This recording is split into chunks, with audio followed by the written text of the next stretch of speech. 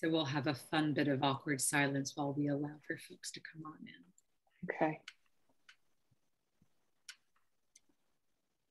We've learned to accept silence, so we're never awkward. Mm-hmm. Oh, some of my colleagues. Yeah. Wow, there's so many people already.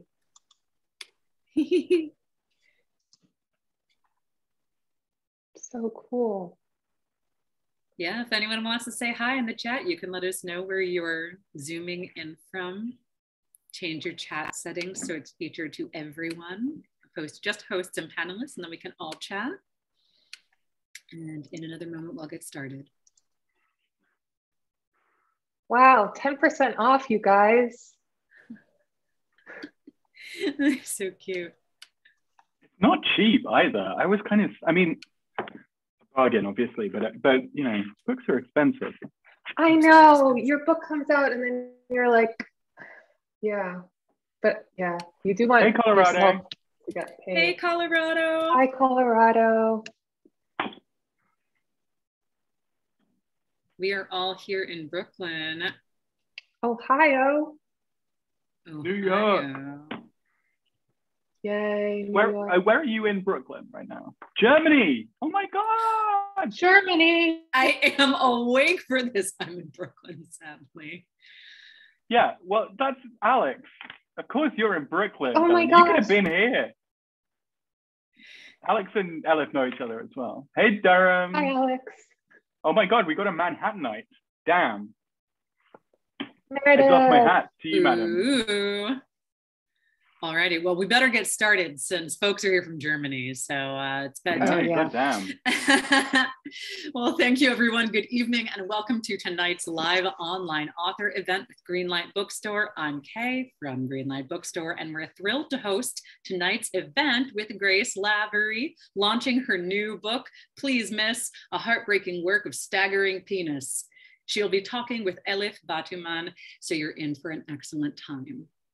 Before we start, I just want to say a huge thanks to Grace, Elif, and the team at Seal Press for making this happen, and to all of you for showing up. We're grateful for your support and for the chance to make space for conversation and connection. Now, just a couple of housekeeping things. In our Zoom webinar tonight, you can see and hear the speakers, but they can't see or hear you. They can see that you're here though, and there are a couple of different ways you can interact with the authors and with each other throughout tonight's event, which we highly encourage. The first is the chat, which you all have found by announcing where you're coming in from, which you can find by clicking on the icon that looks like one speech balloon. You're welcome to post your comments and thoughts in the chat. It's a great way to show your appreciation for both of our panelists and to interact with fellow attendees. If you have a specific question you'd like to have answered by either panelist, please post that question in the Q&A module. You can find it by clicking on the icon that looks like two speech balloons.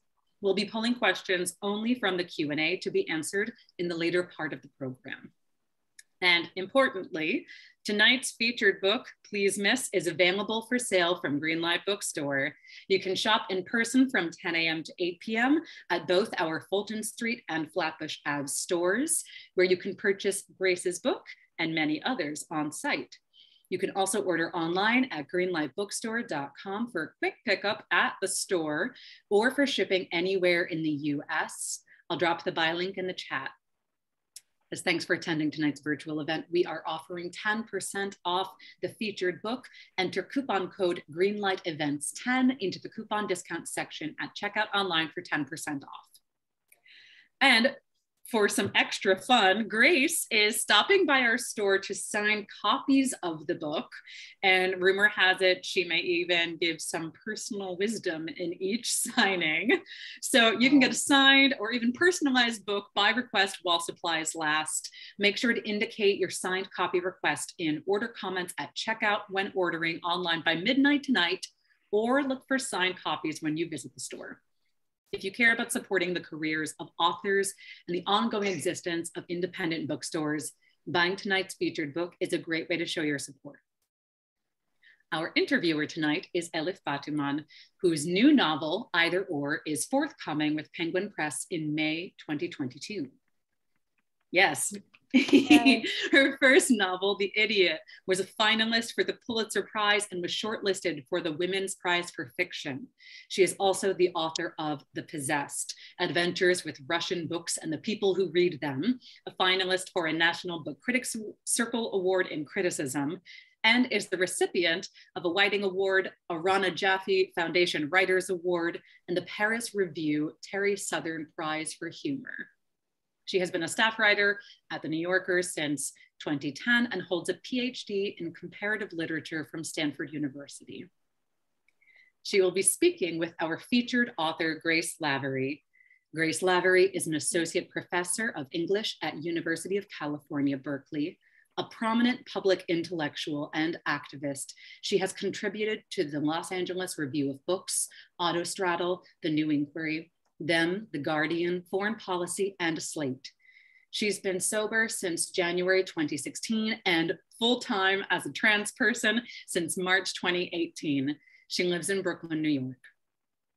Grace's new book, Please Miss, is a memoir like nothing you've read before. Part literary theory, part musical theater parody, part feminist sci-fi reboot. Please Miss was hailed by Torrey Peters of Detransition Baby as a can't look away performance of wit, language, irreverence, and delight, and by Carmen Maria Machado of In the Dream House as the queer memoir you've been waiting for, a dizzying mix of theory and pastiche, metafiction and memory, hilarious and sexy and terrifying in its brilliance. Grace, we would love it if you can start us off with a reading from the book. And then Grace will be talking with Elif and with all of you. So without further ado, please take it away, Grace and Elif. Yay. Thank you. Hi, thank you so much. You know, it's unbelievable to be here. Thank you so much to Elif for agreeing to do this. I'm speechless. Super excited. I'm gonna disappear though. Okay, so I have two bits that I was gonna read. The problem with this book is that, part of the conceit of it is that all the different bits are different from each other stylistically. So you're sort of experiencing stylistic shifts often, meaning that if I were to read you one bit, you would think that, that bit might represent the whole, and there's no bit that is like other bits. So, what I thought I might read to you, yeah, okay, I'm going to just do one for now, and then if we want to, we can come back. And I'll tell you a little bit about this. A lot of the book is a true account of things that have happened to me, and some of it is very much not true. Some of it is lies. And some of it is stuff that almost happened or could have happened or happened slightly differently to the way that I record it here. So what I'm about to record to you is a fictionalized fantasia on the first piece of hate mail that I ever received. And, I will read you the letter. But of course, I want you to know that I wrote it. I'm sure that's obvious, but I don't want anyone to think. Anyway, the following day was Monday. And I received an anonymous note in the mail.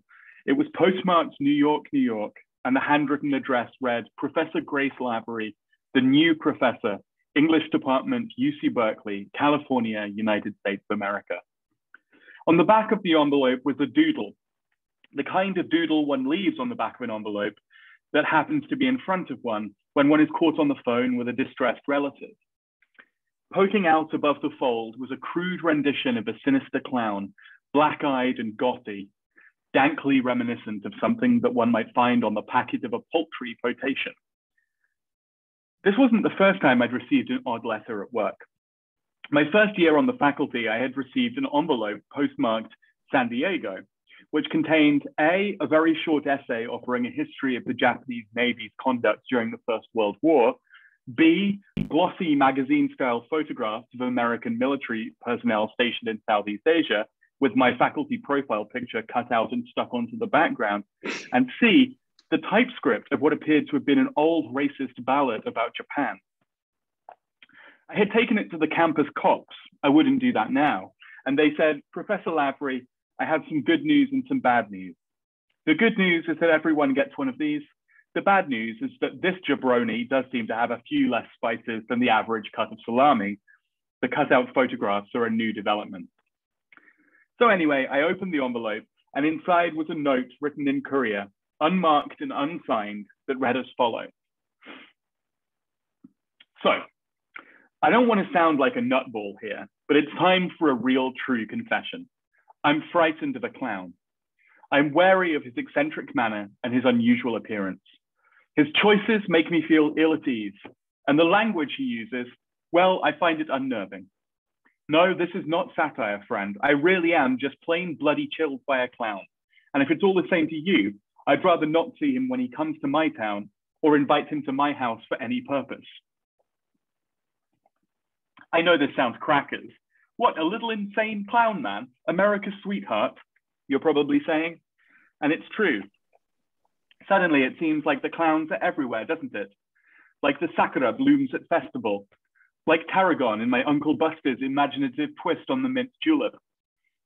Flowers swell fat with clowns and out they burst, young and masculine and juicy. One runs a digit over the pod and inside it, and finds the merry shards that provide so many American children with genteel delight. Yet I am afeard of his taste in music, which I find perverse.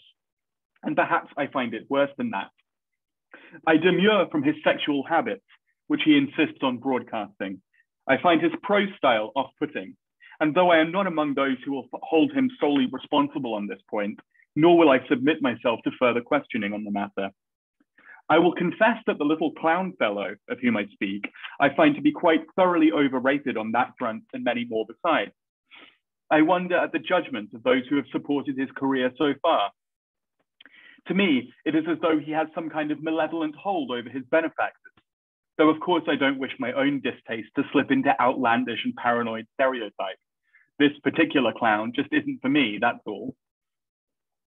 I see his face before me as I write, and to be perfectly candid, I find it quite unpleasant to contemplate. I understand that others may find his red nose to indicate merriment, but to me it seems crass. Many would find this clown's smile, which stretches warmly between his ears, to be welcoming and playful, but frankly, I think it verges on the sinister. His playful tufts of hair, which sprout at irregular intervals across his face and neck, not to my taste at all, I'm afraid. For example, does he commit crimes, this little clown man? Personally, I wouldn't aver it.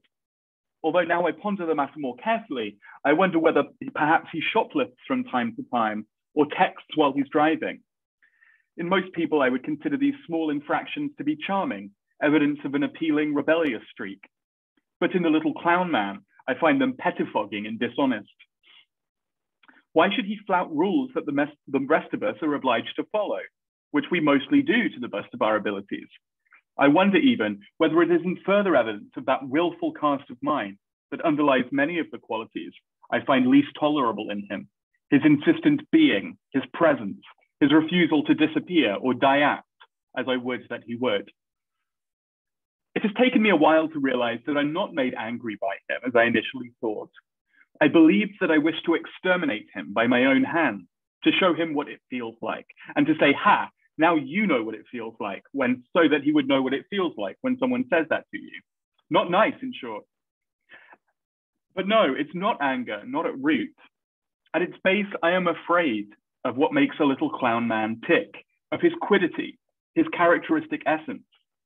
I shudder when I contemplate his innards. I worry, frankly, that he may have guts much like mine, indistinguishable from mine even, perhaps, under that lovely round belly of his. What if his guts are identical to mine? The thought quite unravels me. I find myself disappearing into an echo, a hollow whisper in my own cheeks. I am chary of a little clown man. Should I see him, I will surely repeat several merciless social maneuvers. First, in all likelihood, I shall receive him coolly in the presence of others. Others will be left in no doubt concerning the nature of our relationship. Second, I shall make dismissive eyes upon him and tilt my hips just so, to ensure that he knows that to my mind he doesn't belong here. Third, I shall talk dismissively of his field of expertise without acknowledging that such is it. Fourth, when I leave his company, I shall conspicuously neglect to wish him farewell, but simply wander off carelessly, tossing my head perhaps, as if to say, look at me, I have just thwarted a clown. Look at me, America, I have just thwarted a clown. All shall know it. The clown was a cipher. The clown never hurt anyone. I knew what I was doing and I did it anyway. The clown was a patsy. The clown was a metaphor for the setting aside of childish things. The clown was a figure for literality. The clown was me all along. The clown was unrepresentable joy. The clown was fellowship and youth.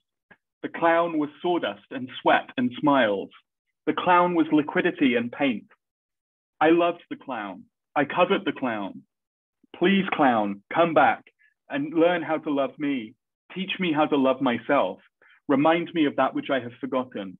Come back, clown. We are ready for you. I love you and always did. That's the end of the letter. I'll read the next paragraph. It's difficult, obviously, when one finds that one's antagonists are clearly suffering from some quite devastating mental disability. Of course, part of me wanted to mock the author of this letter, to parade it round the department, flashing it to colleagues as proof of both the kind of pressure I'm under as a public figure and also of the sheer lunacy of the anti-trans bigots who pester me. Clown, for whatever reason, is a common term of abuse among them. But of course, I couldn't be sure that having done so, my colleagues might not think either that I was inappropriately mocking someone afflicted, apparently, with a delusional psychosis, or, which was worse, that the scrambled prose of my correspondent might in some way reflect badly on me, as though it was my responsibility, which I sometimes fear that it is, to obtain for myself a high class of hater. So I kept it to myself, spending the rest of the day wondering about clowns, the clowns I have known and loved. For strangely, I have known and loved many, and those clowns whom I have ever disliked, fewer in number, but more vividly kept in mind, if anything. Why, Americans, do you think that there is something transgressive about finding clowns frightening in the first place? You're supposed to find them frightening. You're Americans. Finding clowns creepy is as intrinsic to Americanness as is finding Kermit the Frog charming and genuflecting before your suburban Svengali, Mr. Rogers. It's because you all hate pleasure and are uncomfortable with ambiguity. You think clowns don't know what you think about them? That's why they're laughing. They get it and you don't. And I'll stop there. Yay. Oh, I muted myself so you couldn't hear it, but all the chortling. I heard you say yay. I said yay at the beginning, and then I came back. But okay. So first of all, I am thank you for that incredible reading, and I'm so excited to be here. And I'm already regretting the way we were kind of joking that books are expensive because everyone has to buy this book, which is now 10% off because it's not just one book. It's like you're getting 40 books for the price of one book, and reading it makes your brain feel bigger, and it is an experience not to be missed. And everyone has to go to that link now and buy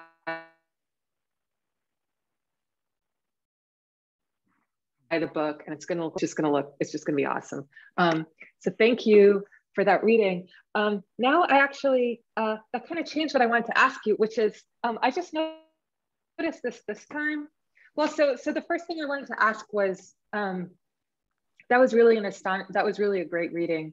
This book is like I read it once, but I think I need to read it like 10 times. Okay, I'm gonna stop talking and ask the question soon.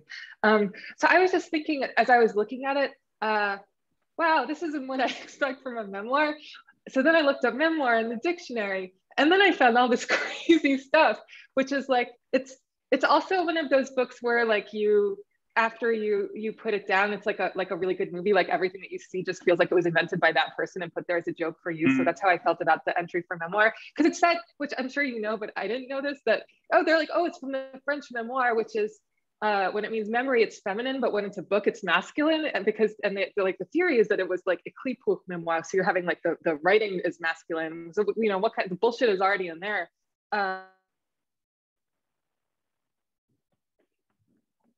Mm-hmm.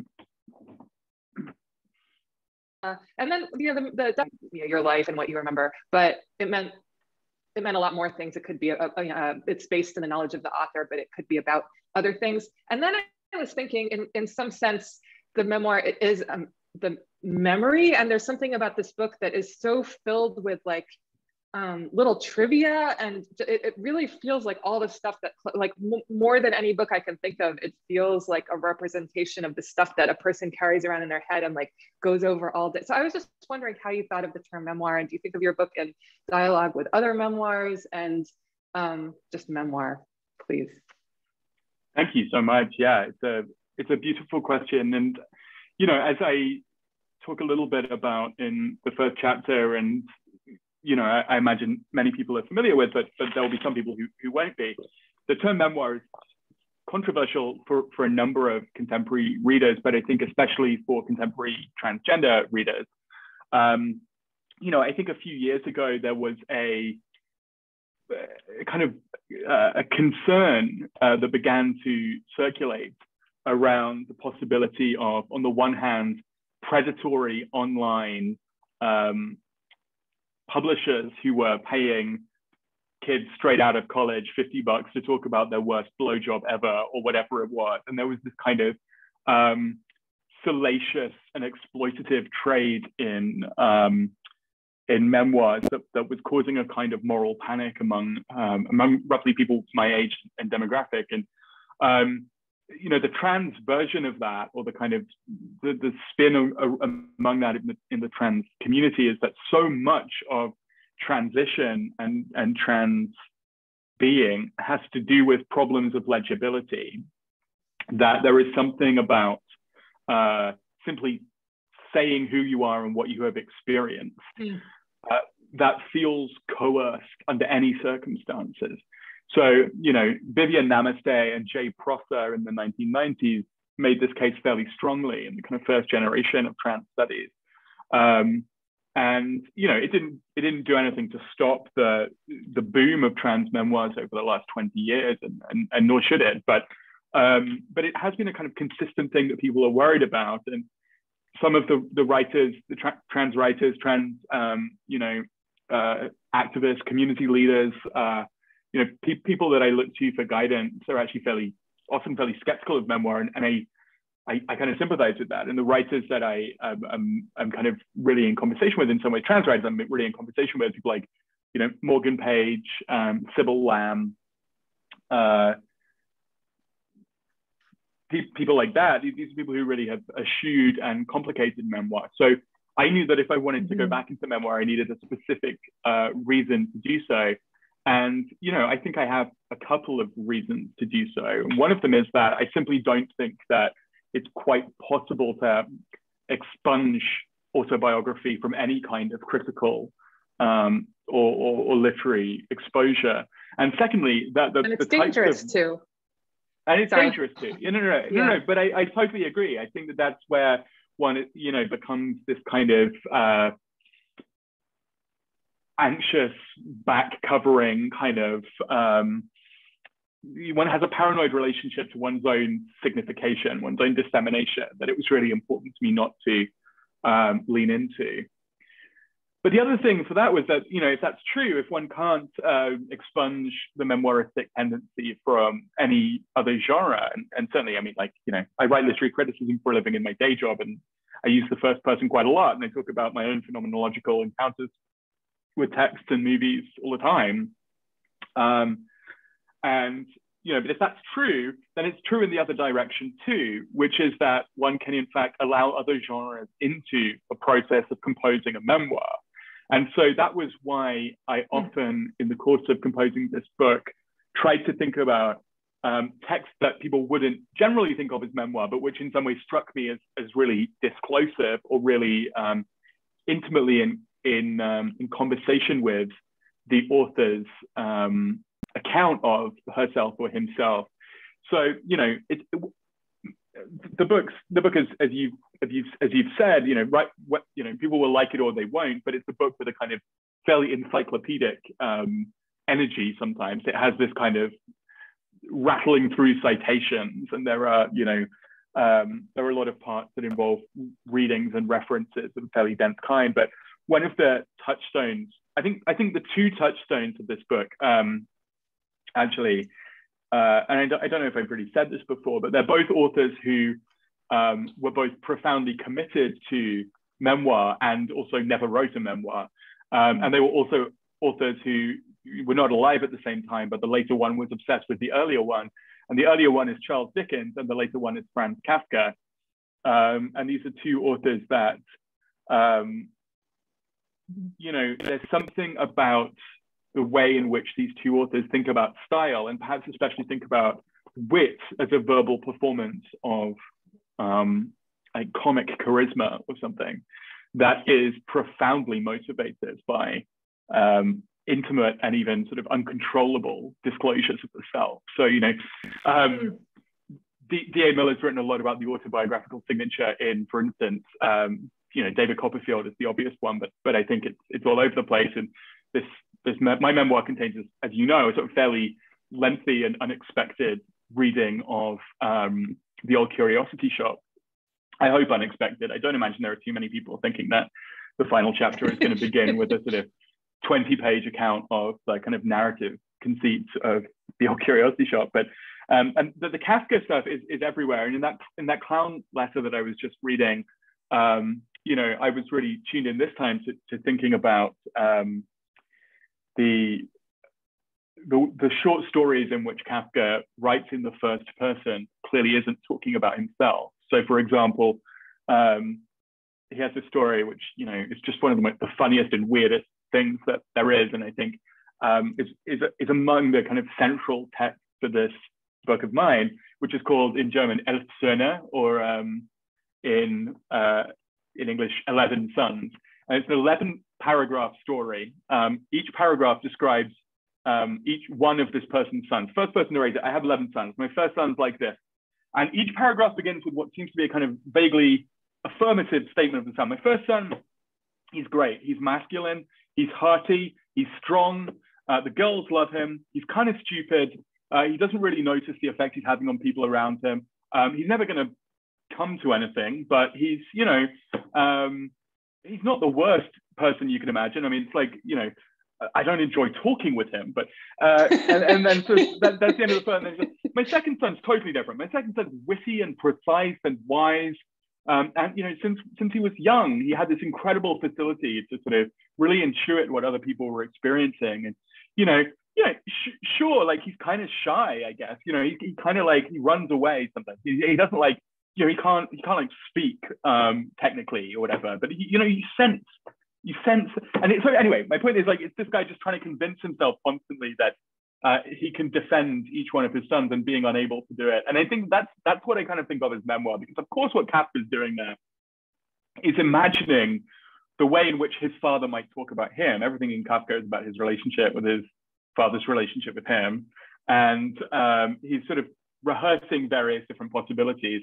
So that's the last thing I'll say about memoir. I realized, like, you know, I've taken this question around the houses, is that if one thinks through and with psychoanalysis, which I always do and probably always will, you know, one of the things that's kind of amazing about language from a psychoanalytic perspective is that even the language that one puts out into the world, that one emits, one transmits in the analytic session or in the text or whatever, has been given to one from somewhere else. So in fact, it's possible to play with addressee and speaker in the most complicated ways, even when one is simply thinking about oneself, one's own experience. So that the experience of memoir has at least as much to, on the one hand, it has to do with like telling your experience, but even more than that, I think it has to do with interpreting the signs that one is given in the world. And again, you know, I'm a scholar of literature and culture, so I interpret things. And I think if the book is a memoir, it's less a memoir because it tells the story of what happened to me, and it's more a memoir if it's in the sense that it's a set of attempts to interpret things that are happening to me. And so this is just sort of an example in this moment that I read. It's like I receive a letter. It's bizarre. Obviously, I actually wrote it, but at the same time, there's this question in the text of like, how do I take responsibility for this text that I've been given and that I have to now encounter? Anyway, you know, so many different possible answers to that question. But the other part, okay, last thing is that for so long, and I haven't answered this question yet, you know, I haven't solved this problem to my own satisfaction, but for so long, part of the struggle of finding a transition, finding a way to transition, has been about finding a style to write in. And part of the problem of transition was that there was a style I used to feel pretty comfortable in, I used to love, and I still love it, and I've been teaching it this week, which is the style of like gay cultural criticism, in that like D.A. Miller is, you know, I went to grad school because I wanted to be D.A. Miller. I've always wanted to write like D.A. Miller, who wants to write like Roland Barthes, who wants to write like Marcel Proust, who wants to write like 19th century, like his understanding of what 19th century Japanese would sound like in French. And that's the kind of, you know, and it's amazing. And the answer is like, you end up with something that's like Kazuo Shigeru, and we're both comparative literature PhDs. But, you know, that essayistic tradition of like brilliant, Baroque, gay precision is both a tradition in which, and it's a tradition in which this question of like what is disclosive and what's withholding is really present. You know, if you read a text like D.A. Miller's book, Bringing Out Roland Barthes, it's very much concerned with this question of like, what am I giving away when I write? But at a certain point, I just realized like, I can't write in this style. This isn't my style. This isn't who I want to write like. And I think that memoir is, you know, let me put it this way. I think if D.A. Miller had written the exact same book, people wouldn't be calling it memoir. People would call it criticism. Or maybe they'd call it a kind of like auto theory or something, I don't know. But the memoir is, I think, a kind of feminized response to the kind of spectacularization of the closet in a tradition of 20th century gay male writing. And when I think about like, who are the queer women writing in this kind of like post-Barthesian tradition that, you know, is so valuable to me, one of the figures that's just been so indispensable and continues to be is Terry Castle. And if you think about like The Professor, or the essays in The Professor, and especially Terry Castle's essay on Susan Sontag, which remains my, you know, favorite piece of writing of the 21st century to date, you know, that's a text as well that has to do with like, how do we think about the fact of a living body in relation to the phenomenal effects and divagations, to use Barbara Johnson's word by Stefan Mallarmé. You know, how do we deal with the fact of a body as a different kind of phenomenon to the phenomenon of like this textual dissemination? I'll definitely stop there. Oh, thank you. That's so much. Yeah, I'd never thought about, I mean, listening to you talk about it, I couldn't see the relationship between pastiche and memoir. And now that seems so, it just seems like the clearest possible thing, that of course. And also what you were saying about Dickens and Kafka, and because I was thinking like, so one of the questions that I wanted to ask you was, you kind of already answered, but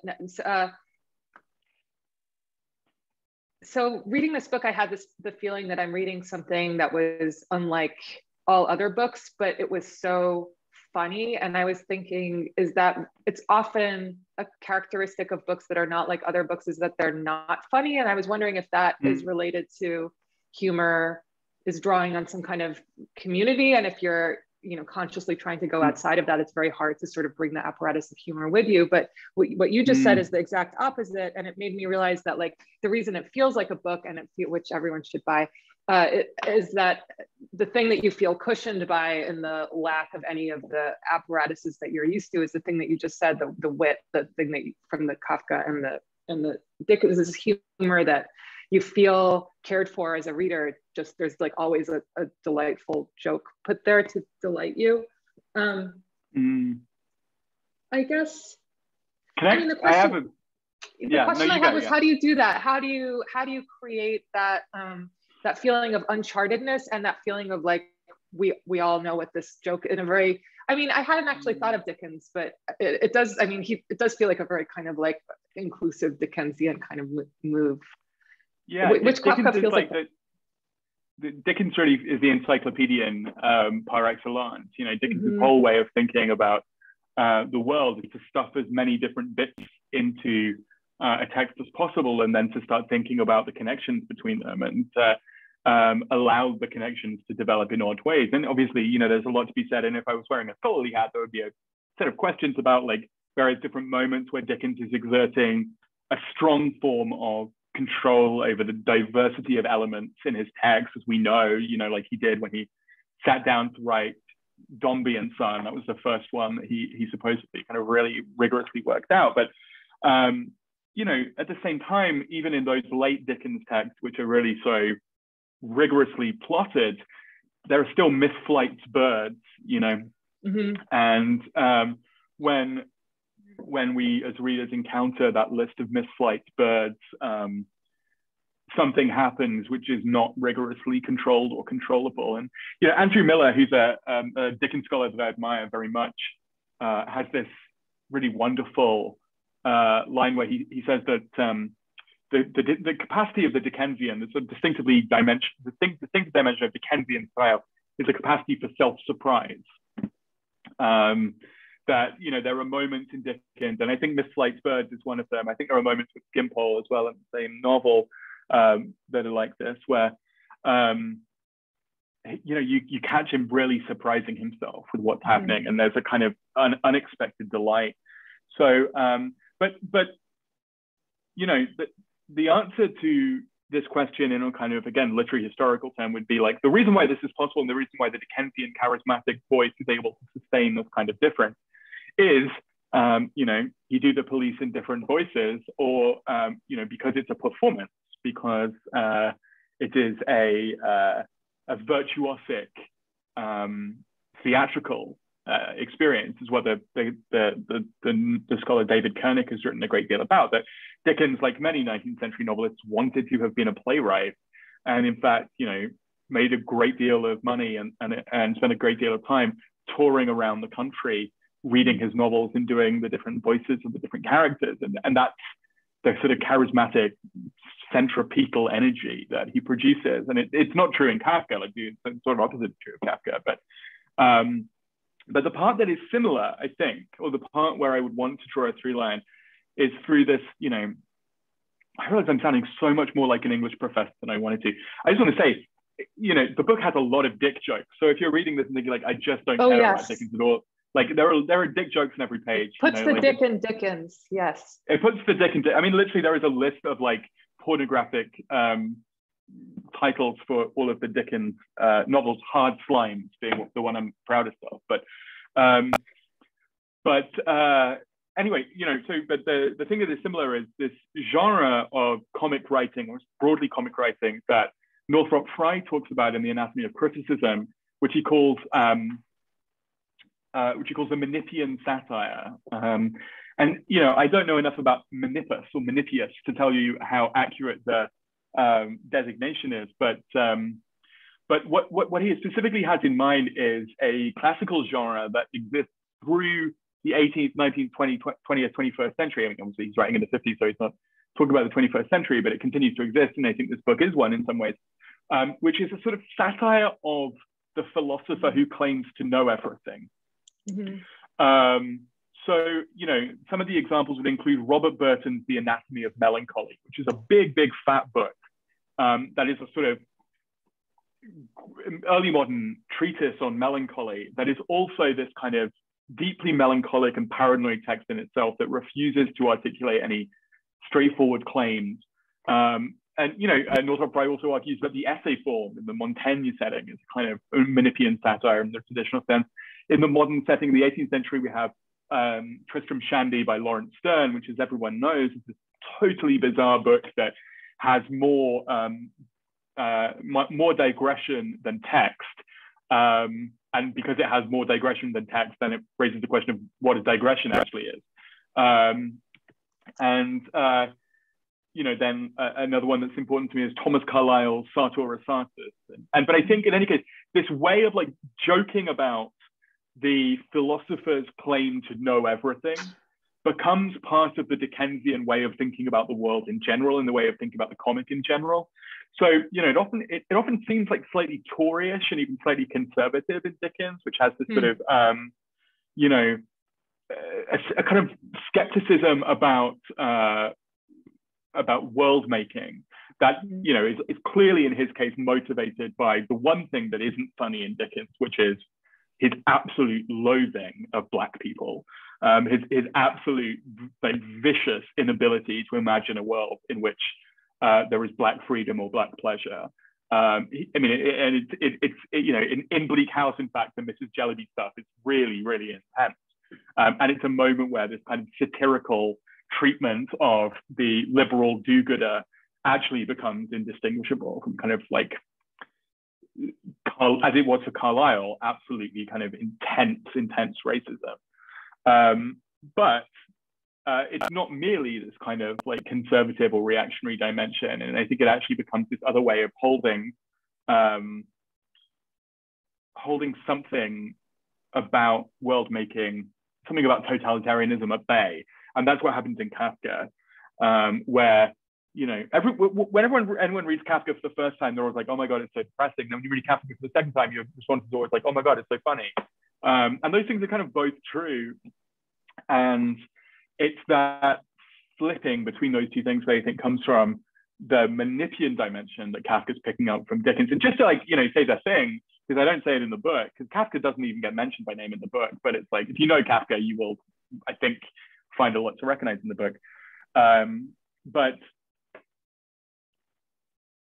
we know from Kafka's diaries that he read Dickens consistently and was kind of worried that Dickens had already said everything that he wanted to say, which is bizarre because no one reads Kafka and thinks, this is the kind of like capacious jollity of like, this is the ground that Dickens present. Covered. Why did you bother? Exactly. It's so weird. But of course, like, on the one hand, it has something to do with the position of the law and the way in which Dickens thinks, the way that Dickens thinks about law. But it actually also has something to do with, I think, the way in which Dickens treats knowledge and the idea of the knowable and the ways in which we build the social through these kinds of like comic networks. This really, I didn't notice this the first time, but your note on the copyright page. Oh, also, we already have one question, which is very related to what we've been talking about, and that's going to be fantastic. And people should be preparing their other questions.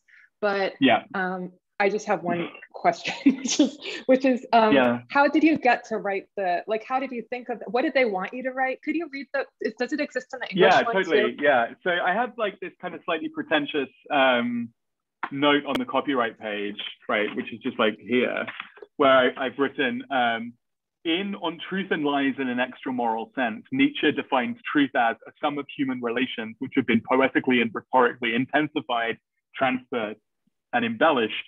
Accordingly, readers should not expect any act of writing to depict the non-fictional world with anything like unmediated accuracy, and certainly not one authored by someone pretentious enough to remind them of the facts on the copyright page. What they mean is certain names and identifying details have been changed. So, I have to say the idea for this was came from my wonderful editor at Seal, Claire Potter. And Claire just said, we need to write something about the relationship between the text and, we need to write something legally indemnifying for the book, because everyone has to do this. And as you can probably imagine, having read it, there were some fairly tricky legal questions that were raised around, like, for example, imputing, describing a story in which like my uncle beat up my mother in front of me, and that's a story that I tell pretty directly, and like, we need to talk to lawyers about that. But there's also like, a set of really cruel jokes about Conrad Black and Robert Webb, and the lawyers were kind of nervous about that, and like the kind of different intellectual property stuff with the pastiches that were coming up. So, it was like, we just need something simple. But Claire's idea was that I could write something that might actually say something worth saying about the connection between the book and the world that it was describing. And I didn't want to write an essay, and I didn't want to write anything that was going to be so awfully pretentious as to totally scotch the, ideally I want people to buy the book.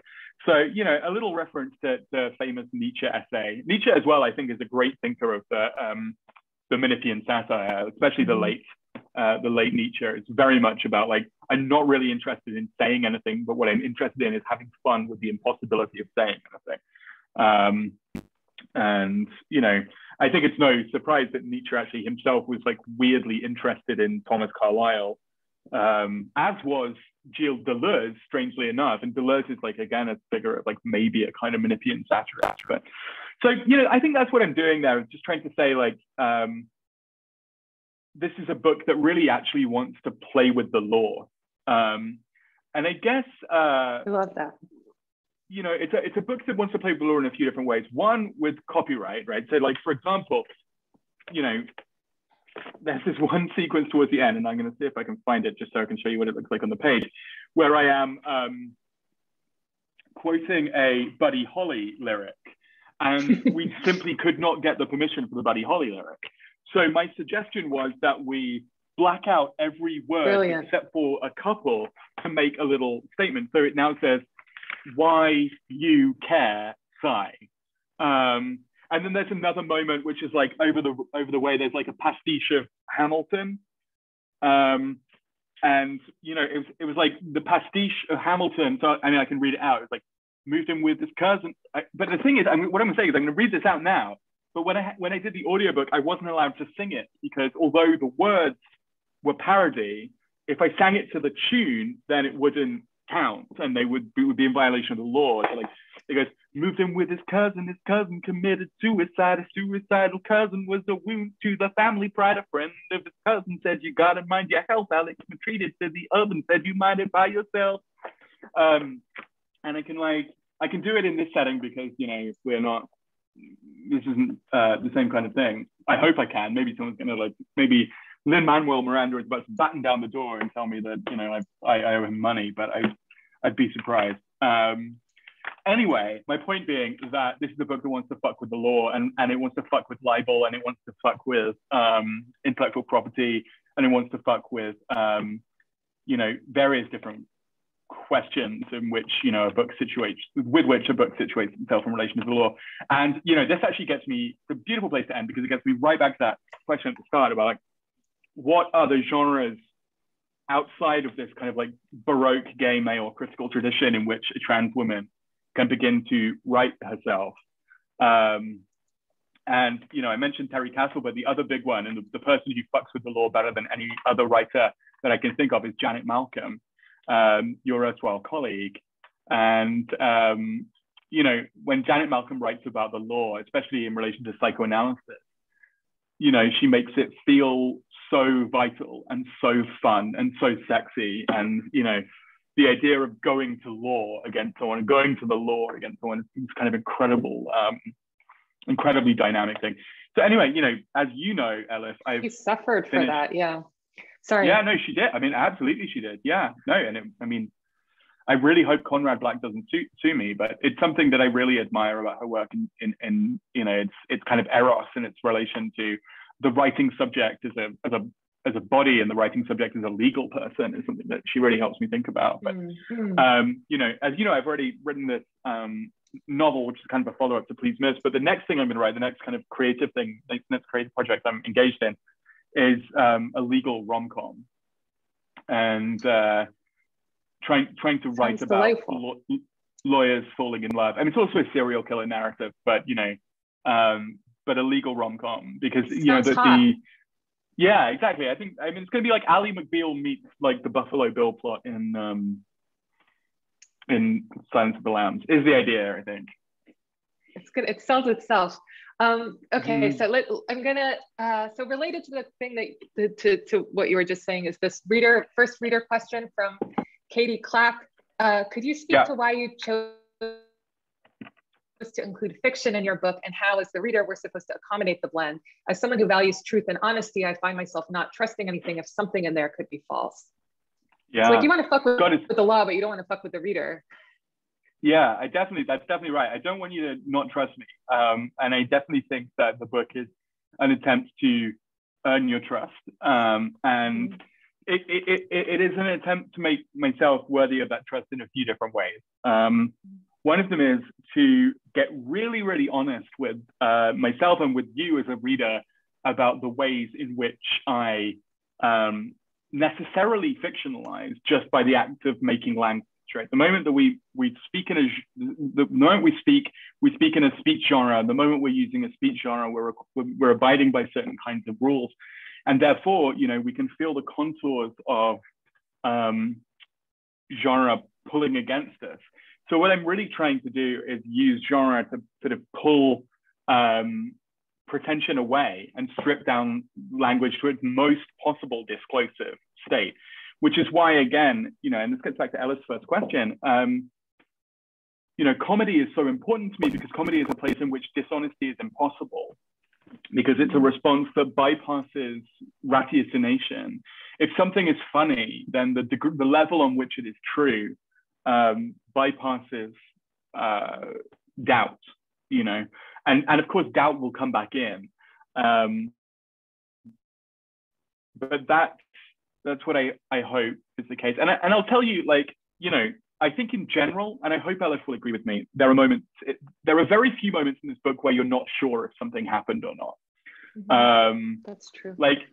There are whole sections where the stuff is clearly a fantasy, but there's no moment that doesn't feel like a fantasy that was one. There are moments that are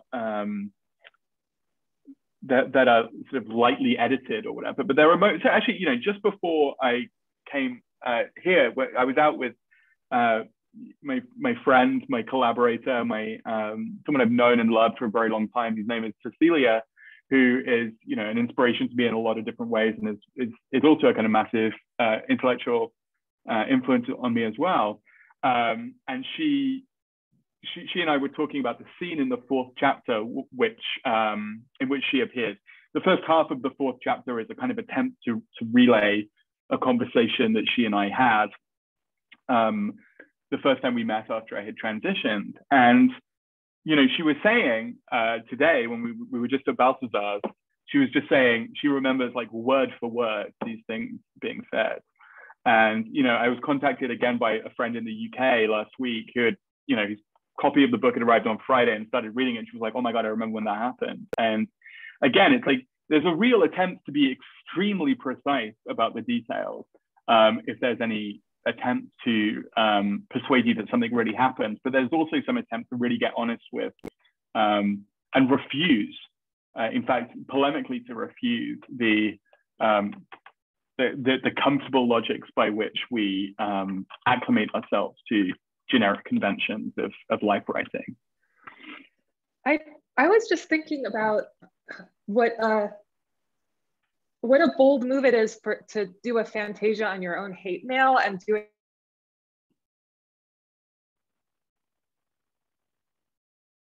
that as a reading. There's something so an incredible rhetorical move, and the kinds of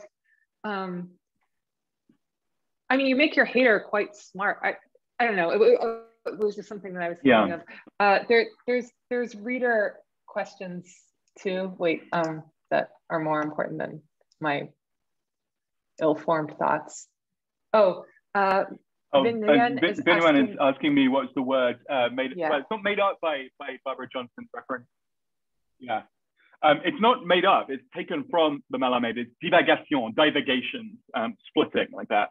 A lot of post-structuralist critics were super interested in various different vaginal images for spatial arrangement. And, this was divagation, splitting of a single meaning into two, which is different to the Derridian motion of invagination, which is when two things curl back and make an enclosure like that.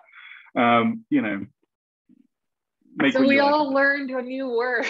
New to some of us. Well, but the important one, and the one that they didn't actually talk about, is seclusion, which is a text that a word that is conspicuously not in this book, but seclusion is another text for thinking about the vaginal enclosure. But it's a way of referring to the grasping and pulling in of an object like this, right, with a pen, as an active move. So it's a sort of transitive act of clenching in which the object is the thing pulled in rather than penetration. So, you know, there's sort of like attempt in feminist sort of sexuality studies to think about penetration in such a way as to privilege the seclusive rather than the penetrating, and to think of the seclusive as the active rather than the penetrating as the active.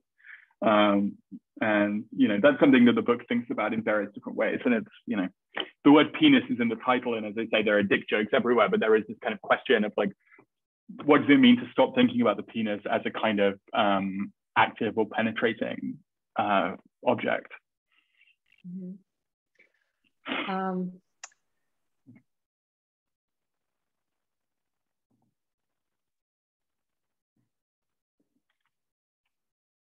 Thank you for that. Oh, we got a thank you. Are there any more audience questions? Or should we, I mean, now I'm thinking about— I can read a little more, because the thing is, you know, if we've got time. Yeah, we don't have very much time. We have 3 minutes. Well, so let me just read a paragraph, because the thing is, I just saw that there were a couple of people in the room who actually were in this moment. So this would be a great opportunity for me, because I just saw that someone is in this room who was a grad student in a class that I was teaching when I was, you know, undergoing transition. And so I'm just going to read a part that describes, you know, that moment of coming into class. And anyway. Thomas Carlyle at Greenlight. It sounds like he was there signing books. A penis is not a dick. A penis is definitively not a dick. A dick is the thing that a penis is not, insofar as a given object is A, a penis, it is there to also B, not a dick. The day I came out at work, I spent some time trying to work out whether the characteristic part of a barrow pig that hits the title character in the face of an early chapter of Jude the Obscure was a penis or a dick. And there's a quote from Jude the Obscure. In his deep concentration on these transactions of the future, Jude's walk had slackened, and he was now standing quite still, looking at the ground as though the future was thrown thereon by a magic lantern. On a sudden, something smacked him sharply in the ear, and he became aware that a soft, cold substance had been flung at him and had fallen at his feet. A glance told him what it was, a piece of flesh, the characteristic part of a barrow pig, which the countrymen used for greasing their boots, as it was useless for any other purpose. Pigs were rather plentiful hereabouts, being bred and fattened in large numbers in certain parts of North Wessex. Characteristic part is an odd phrase, this is me again, since it implies a part that is more than a part, that is indistinguishable from other parts and therefore not exactly a part at all, or whose particular qualities determine the identity of the whole under some taxonomic scheme. Blah, blah, blah, blah.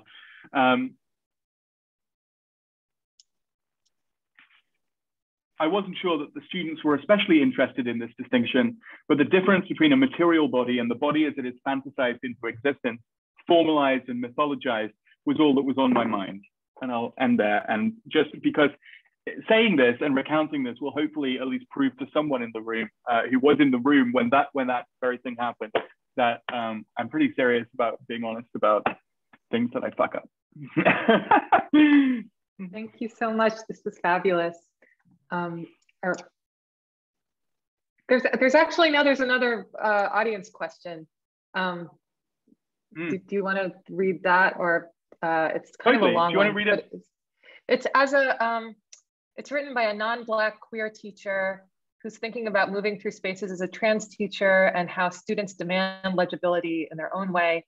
As a non-Black trans teacher working with predominantly Black students, I wonder how you navigate different spaces and demands for legibility from those whose experiences of oppression are different, but are also experiencing problems of legibility. It's an interesting question.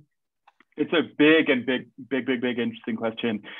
You know, just to be clear about the syntax, because it may not have been obvious to people who are just hearing that rather than reading it, but Vince's friend was saying that they are a person who works primarily with Black students. I don't work primarily with Black students. Right, I was a little confused. Yeah, no. I mean, that was all very clear in your reading and in the comment, but it was just, I wanted to be clear about that myself. It's so hard. I remember the week that I came out at work, literally the week after that, it was prospectives grad student recruitment week at Berkeley. And I had someone come to me in my office and just ask me what it was like to be trans at Berkeley. And I was like, I've got no fucking idea. Like, I've been doing this for less than a week. Ask me in 5 years, and even then I'll give you a very sort of partial answer. I'll give you a Manipian satire. Yeah, exactly. I'll give you a Manipian satire about how legibility is kind of like impossible, and maybe, and the other thing is, like, there's so much, especially in like trans of color studies, about the limitations of visibility and legibility as rubric to transition. And, I'm very familiar with reading, important work in this subject by Tourmaline, by Che Gossett, by Eric Stanley, who's a colleague of mine at Berkeley. It's a topic that is easy to theorize, but in terms of the pedagogy of what does it mean to be out, and how does outness work for white trans people, it is a complicated question, because the thing is that a significant majority of queer and trans out students at Berkeley and community members of Berkeley are not white. And, I'm not sure that I know exactly why that is. But I've been part of the, I currently chair the Chancellor's Advisory Committee on LGBT communities, so I know the statistics. And sorry, there's a clarification from the question asker that's saying that they're not white, but they're not blacks. It's no. I realize the question answer is not white. You're a non-black queer studies scholar. I can best answer this as a white queer studies scholar, because that's what I bring into the room. Again, it's not a question that I know how to answer, well. All I can say is that I find that queer and trans community is a place where it is possible to get honest and open about the racial logics of visibility. And that's rare in this world, because this is a world that tries to stop us from talking about the racial logics of visibility, that tells us that the only dignified response to racial hierarchies of existence is to pretend not to see them, which is, a horrifying abnegation of social relations. So I find that, yeah, totally. So I find that it